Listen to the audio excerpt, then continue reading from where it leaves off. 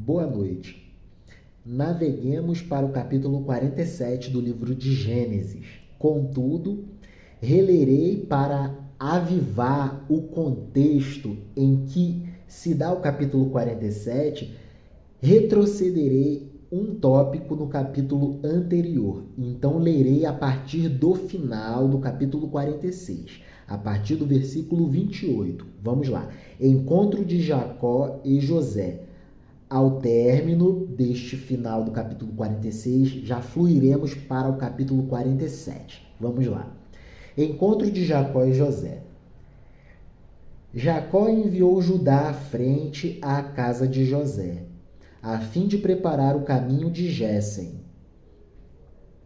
Quando se dirigiram a Géssem, José mandou preparar seu carro e subiu a Géssem para receber seu pai Jacó. Ao chegar à sua presença, lançou-se ao pescoço dele e chorou abraçado a ele. Jacó disse a José: agora eu posso morrer, depois que te vi pessoalmente e com vida. José disse a seus irmãos e à família de seu pai: vou subir para informar o faraó. Meus irmãos e a família de meu pai que viviam em Canaã vieram me ver. São pastores de ovelhas e cuidam de rebanhos. Trouxeram as ovelhas, as vacas e todas as suas propriedades. Quando o faraó vos chamar para informar-se de vossas atividades, direis a ele. Olha só como José explica aos seus irmãos como se portarem diante do faraó. A etiqueta adequada para se portar diante da autoridade máxima do Egito.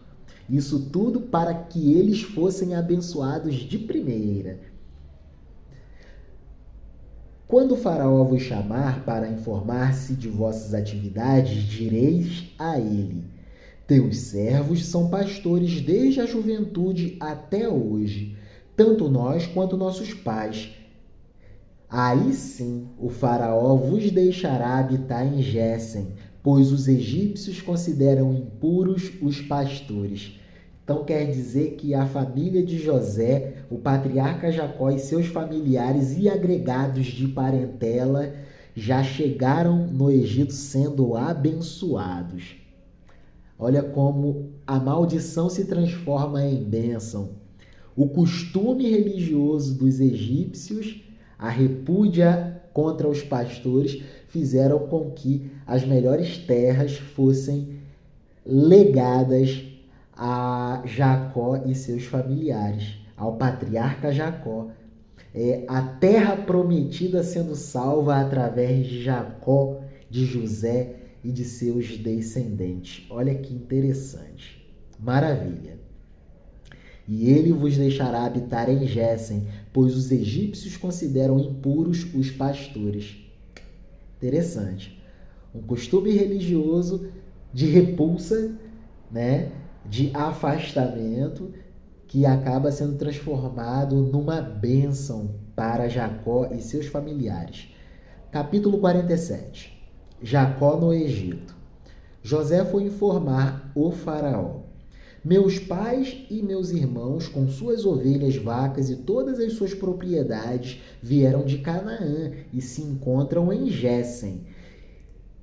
José escolheu 5 de seus irmãos e os apresentou ao faraó.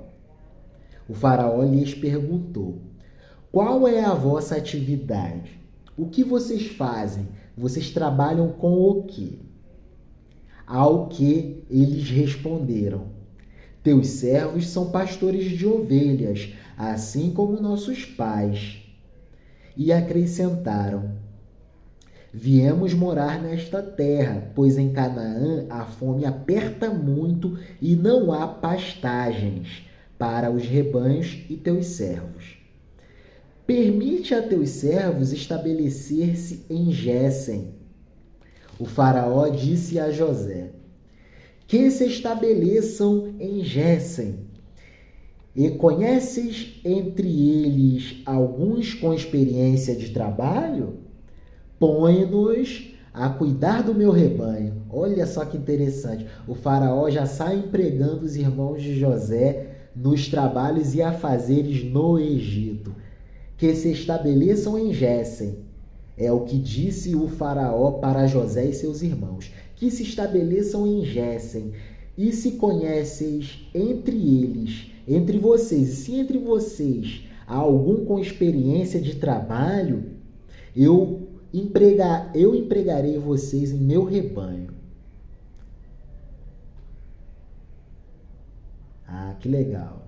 Providência divina. Ainda veio com o trabalho, com o emprego, digamos assim. Quando Jacó e seus filhos chegaram ao Egito, o faraó, rei do Egito, ficou sabendo e disse a José: teu pai e teus irmãos vieram ver-te. A terra do Egito está à tua disposição. Instala teu pai e teus irmãos na melhor terra do Egito. José fez vir seu pai Jacó e o apresentou ao faraó. Jacó abençoou o faraó. Maravilha. O faraó perguntou a Jacó: quantos anos tens? Jacó respondeu ao faraó: 130 foram os anos de minhas andanças. Poucos e maus foram os anos de minha vida, e não chegam aos anos de meus pais, nem ao tempo de suas andanças. Que humildade na resposta! Por isso que foram abençoados de cara. Boa educação e humildade abrem portas. Jacó abençoou o faraó e saiu de sua presença. Jacó abençoou o faraó e saiu muito grato da presença dele. José instalou seu pai e seus irmãos. Ele lhes deu propriedades no Egito, no melhor do país, na região de Ramsés, conforme o faraó havia mandado. E deu pão a seu pai, a seus irmãos e a toda a família de seu pai, incluindo as crianças. Que legal, que recepção e que bênçãos concedidas e adquiridas já na recepção.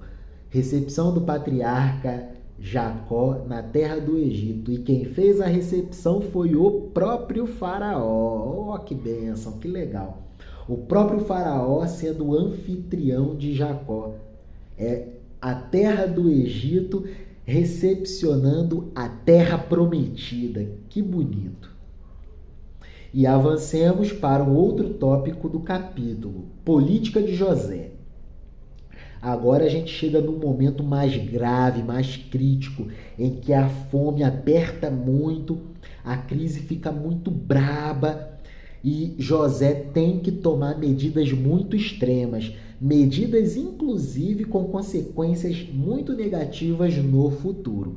Lembrando, a economia é cíclica, portanto, é a partir da leitura dos ciclos econômicos é que se implementam as políticas econômicas, que são os modos de se administrar a economia. É isso.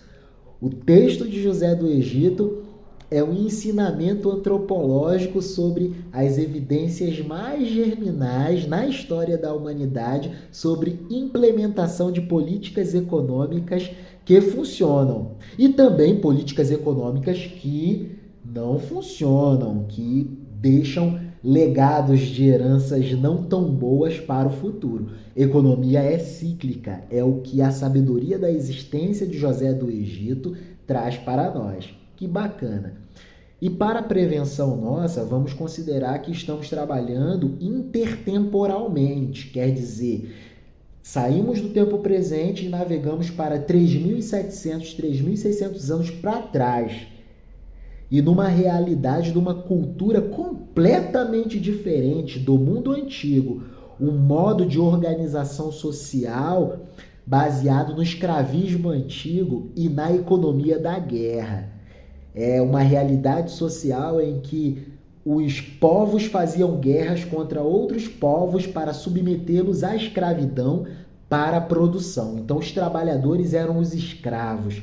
Então, a gente tem que considerar as diferenças entre os tempos. Que legal! Vamos entender sobre isso, para a gente não fazer avaliações morais sobre José do Egito, que consta de uma realidade de 3.700 anos para trás, né?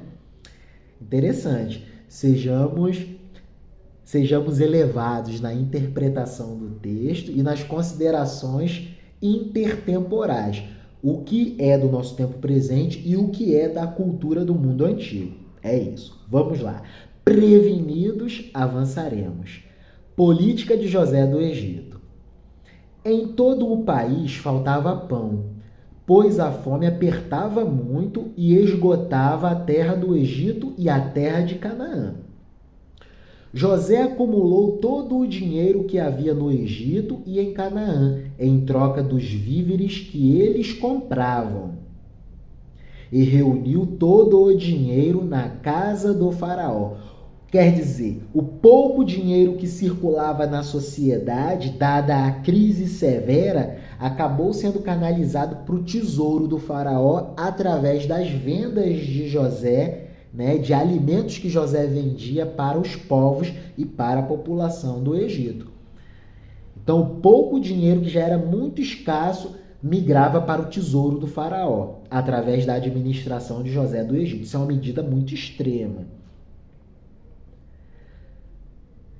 No Egito e em Canaã, o dinheiro acabou, de modo que corriam a José, o povo corria a José e os povos corriam a José, dizendo: dá-nos pão, ou morreremos aqui mesmo, pois o dinheiro se acabou. Ao que José respondia: trazei-me vosso gado e vos darei pão em troca dele, se não há mais dinheiro. O dinheiro acabou, então José começa a aceitar para fazer a venda, ele começa a aceitar produtos e meios de produção, meios de trabalho, instrumentos de trabalho. Olha como o povo vai se tornando cada vez mais pobre, numa realidade de crise extrema, seca, severa, e José tentando garantir a sobrevivência, vendendo alimentos para o povo e para os povos em troca de instrumentos de trabalho. Que medida extrema! Trazei-me vosso gado e vos darei pão em troca dele, se não há mais dinheiro. Eles traziam o gado a José, e José lhes dava pão em troca de cavalos, ovelhas, vacas e asnos, os animais que eram os bens de produção, digamos assim, os bens de capital, eram os instrumentos de trabalho. Durante 1 ano, ele os alimentou em troca de todo o seu gado. Depois desse ano, voltaram a José no ano seguinte, dizendo: não podemos negar ao nosso senhor que, terminado o dinheiro, o rebanho e os animais requisitados pelo nosso senhor, só nos resta oferecer ao nosso senhor nossas pessoas e nossos campos. Acabou-se o dinheiro, acabaram-se os bens de produção, os instrumentos de trabalho, só restam agora a nossa terra e nós próprios. Que período crítico de fome extrema. Por que morrer diante de ti, nós e nossos campos? Toma a nós e a nossos campos em troca de pão. E nós, com nossos campos, seremos servos e escravos do faraó. Dá-nos semente para que vivamos e não morramos, e nossos campos não fiquem desolados e virem terras arrasadas. José comprou para o faraó toda a terra do Egito, pois todos os egípcios vendiam seus campos, porque a fome apertava muito. Assim, a terra se tornou propriedade do faraó, e todo o povo se tornou servo de uma extremidade à outra do país do Egito.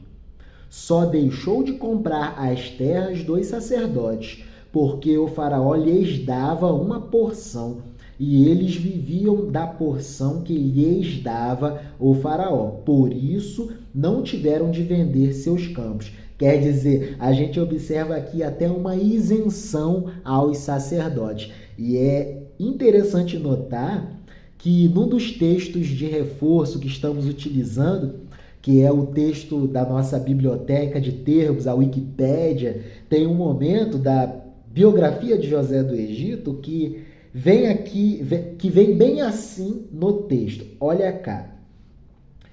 O fim do governo, falando sobre a administração de José do Egito. Tempos bem depois dos sonhos de Faraó. O fim do governo. Possivelmente, tempos depois, durante anos de seca seguidos, os sacerdotes tenham conseguido despertar a ira popular contra José e Apop I, o faraó Ixo, pois é durante esses anos que acontecem vários conflitos civis contra os governantes que terminaram com a vitória do faraó Tal II e seu exército, que tomaram primeiro Mênfis e depois a então capital Tanis. Vendo-se sem condições de vencer, Apop e seus vassalos refugiam-se em Avares, a cidade-fortaleza construída pelos Ixos. Olha que legal! Dá para a gente pegar um trechinho de um artigozinho de um texto histórico, é um texto científico, digamos assim, né, que tenta datar os registros bíblicos, digamos assim, né? É muito difícil fazer isso. E até porque estamos tratando de uma história bíblica, e a Bíblia não é um livro científico. Ela é um grande poema da humanidade e traz registros sobre o mundo antigo, mas são percepções de homens, né? Tanto é que a palavra de Deus é de Deus por quê? Porque são percepções inspiradas por Deus para registros sobre fatos importantes que consolidaram-se como uma grande herança para a humanidade. Afinal, o texto sagrado nos ensina muito e traz sentido à nossa existência. Nós, no Ocidente da Terra, a partir da leitura do texto sagrado, compreendemos muitas coisas da nossa realidade social, que sem ele não compreenderíamos. Então é importante essa observação. No exercíciozinho de intertextualidade, pegando esse parágrafozinho aqui da nossa biblioteca de termos sobre o fim do governo, a gente observa que talvez essa medida aqui, né, de haver isenções aos sacerdotes, quer dizer, a medida vale para todo o povo, menos para os sacerdotes. Talvez isso no futuro gerou ira popular contra o governo de José do Egito. São especulações, são considerações. Vamos dar mais peso aos instrumentais que fortalecem a nossa criatividade e não sejamos tão rigorosos nos aspectos religiosos, né? É um exercício de linguística, sobretudo, e é um exercício espiritual, de elevo. Estamos aprimorando a nossa capacidade de leitura, de escrita e de reflexividade. Estamos nos tornando mais inteligentes a partir da leitura da história de José do Egito. Então vamos lá. Voltarei aqui. Olha que medida extrema. José comprou para o faraó toda a terra do Egito, pois todos os egípcios vendiam seus campos. Era uma medida de desespero. A fome apertava muito. Assim, a terra se tornou propriedade do faraó, e todo o povo se tornou servo de uma extremidade à outra do país do Egito. Essa medida só deixou de fora os sacerdotes, porque o faraó lhes dava uma porção de terra e eles viviam nessa porção de terra que o faraó concedia a eles. Por isso, não tiveram de vender suas terras para o faraó. José disse ao povo, versículo 23, hoje vos comprei com vossas terras para o faraó. Aqui tendes semente para semear os campos. Quando chegar a colheita, dareis a 5ª parte ao faraó, e as outras 4 partes vos servirão para semear e como alimento para vós, vossas famílias e crianças. Olha só, para além de serem escravos, deviam pagar ainda tributos. Olha só como faz sentido considerar que no futuro essa medida gerou uma certa insatisfação popular. Interessante, que extraordinária a história de José do Egito. Eles responderam, Tu nos salvaste a vida e alcançamos o favor de nosso Senhor. Seremos servos do faraó. E José estabeleceu uma lei no Egito, ainda hoje em vigor. A quinta parte é para o faraó. A quinta parte da terra é para o faraó. Uma medida extrema se constitucionalizou. Olha só, campo fértil para a insatisfação popular. Somente as terras dos faraós não passaram a ser propriedade do faraó. Cara, que fineza! Temos de ler a Bíblia, nós temos de cultivar o apreço pelo texto sagrado. Que livro maravilhoso! Que história bela! Jacó se estabeleceu no Egito, no território de Gésen.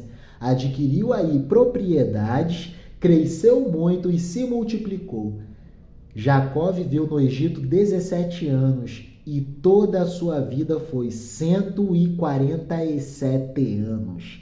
Morte de Jacó, o último tópico do capítulo 47. Quando se aproximava para Jacó, agora Israel, transcendido, já abençoado. Quando se aproximava para Israel a hora de morrer, chamou seu filho José e lhe disse: Se alcancei teu favor, põe tua mão sob minha coxa e promete tratar-me com amor e lealdade. Não me enterres no Egito. Quando eu dormir com meus pais, tira-me do Egito e enterra-me no túmulo deles. José respondeu: Farei o que pedes. Ele insistiu: Jura-me. E ele jurou.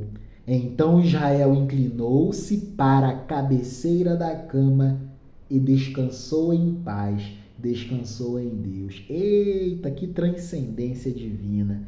Maravilha! E chegamos ao capítulo 48 e navegaremos para o capítulo 48. Efraim e Manassés.